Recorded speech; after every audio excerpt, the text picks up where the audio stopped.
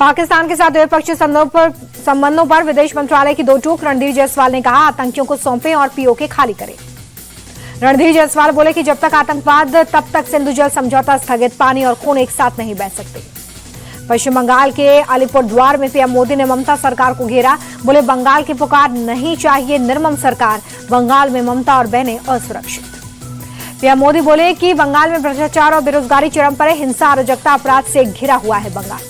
PM Modi बोले कि बंगाल में गुंडागर्दी को खुली छूट है। जनविश्वास कम हो रहा है। सत्ताधारी पार्टी स्वार्थ की राजनीति कर रही है। पहलगाम हमले पर अलीपुरद्वार में प्रधानमंत्री बोले, आतंकियों ने बर्बरता की, सिंदूर मिटाया। सेना ने आतंकियों को सिंदूर की शक्ति का एहसास करवाया। प्रधानमंत्री ने कहा कि ऑपरेशन सिंदूर के जरिए पाकिस्तान को करारा जवाब दिया। पाक ने शुरू से ही आतंकवाद को पाला है। आतंक और नरसंहार पाक सेना की पहचान। पीएम मोदी के हमलों पर ममता बनर्जी का पलटवार। का ऑपरेशन सिंदूर का राजनीतिकरण गलत। पीएम मोदी सिर्फ रैली करने में लगे हुए हैं। सीएम ममता बनर्जी बोले कि प्रधानमंत्री ने बंगाल की इज्जत को मिट्टी में मिलाया। बंगाल के खिलाफ दुष्प्रचार और गलत बयानबाजी ठीक नहीं। सिक्किम के 50 साल पूरे होने पर गैंगटॉक में कार्यक्रम का आयोजन। प्रधानमंत्री ने वीडियो कॉन्फ्रेंसिंग के जरिए कार्यक्रम में हिस्सा लिया। कार्यक्रम में पीएम मोदी बोले कि सिक्किम में आज तेज गति से विकास हो रहा है। नॉर्थ ईस्ट विकास का नया केंद्र बन गया है। प्रधानमंत्री के रोड शो को लेकर ऑपरेशन सिंदूर के रंग में रंगा पटना। ब्रह्मोस मिसाइल की रेप्लिका लगाई गई। पीएम मोदी के बिहार दौरे पर प्रशांत किशोर का तंज। कहा, बिहार के गरीबों के लिए कुछ नहीं कर सकते तो उनके पैसों से पार्टी का चुनाव भी मत कीजिए। जनस्वराज चीफ प्रशांत किशोर की मांग। कहा, बिहार को अब बेहतर शिक्षा व्यवस्था और रोजगार की जरूरत है। पीओके को लेकर रक्षा मंत्री राजनाथ सिंह का बड़ा बयान। बोले, पीओके के लोग हमारे अपने वे भारत में मिलना चाहते हैं। वो दिन दूर नहीं जब पीओके खुद वापस आएगा। राजनाथ सिंह बोले कि पाकिस्तान से सिर्फ आतंकवाद और पीओके पर बातचीत होगी। आतंक का कारोबार चलाने के लिए पाक को भारी कीमत चुकानी पड़ सकती है। वायुसेना प्रमुख air chief marshal AP Singh का बड़ा बयान। बोले, प्राण जाए लेकिन वचन न जाए। सेना एक बार कमिटमेंट कर लेती है तो फिर खुद की भी नहीं सुनती है। जकार्ता में नेशनल मैंडेट पार्टी के नेताओं के साथ बैठक के बाद बोले जेडीयू सांसद संजय झा, पहलगाम हमले की दी गई जानकारी। सऊदी अरब में वैजयंत पांडा की अगुवाई वाला डेलीगेशन गल्फ रिसर्च सेंटर के अध्यक्ष से की मुलाकात। शोपियां में सुरक्षा बलों के हाथों लगी बड़ी कामयाबी। आतंकियों के 2 मददगारों को पकड़ा। भारी मात्रा में हथियार और गोला बारूद मिला। जासूस ज्योति मल्होत्रा को मिला वकील। 9 जून को हिसार कोर्ट में होगी सुनवाई। 14 दिन की न्यायिक हिरासत में है ज्योति मल्होत्रा। अवैध बांग्लादेशी नागरिकों के खिलाफ एक्शन। दिल्ली से लेकर यूपी तक ताबड़तोड़ छापेमारी। बीते 10 दिनों में दिल्ली से पकड़े गए 88 बांग्लादेशी। साउथ दिल्ली में पुलिस का स्पेशल ड्राइव। अवैध बांग्लादेशियों की पहचान के लिए छापे। रंगपुरी पहाड़ी इलाके से पकड़े गए 10 घुसपैठिए। दिल्ली के नरेला इलाके में 4 अवैध बांग्लादेशी नागरिक हिरासत में। दिल्ली पुलिस ने क्राइम ब्रांच के साथ मिलकर की कार्रवाई। सीडीआई जनरल अनिल चौहान 30 मई से सिंगापुर दौरे पर। सांग्रीला वार्ता में लेंगे हिस्सा। अपने समकक्ष के साथ द्विपक्षीय बैठक में शिरकत करेंगे। छत्तीसगढ़ कोयला घोटाला मामले में सुप्रीम कोर्ट का बड़ा फैसला। निलंबित आईएएस रानू साहू को अंतरिम जमानत। आरएलजेपी नेता आकाश यादव को पशुपति पारस ने पार्टी से निकाला। 6 साल के लिए किया निष्कासित।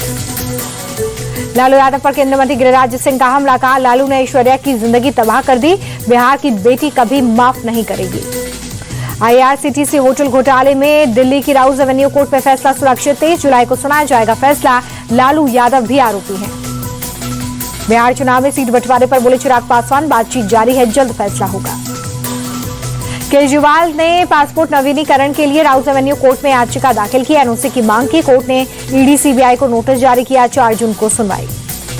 दिल्ली की बीजेपी सरकार के 100 दिन पूरे होने पर आम आदमी पार्टी ने साधा निशाना। आतिशी बोली, बीजेपी ने 10 साल से चली आ रही व्यवस्थाओं को 100 दिन में ठप किया।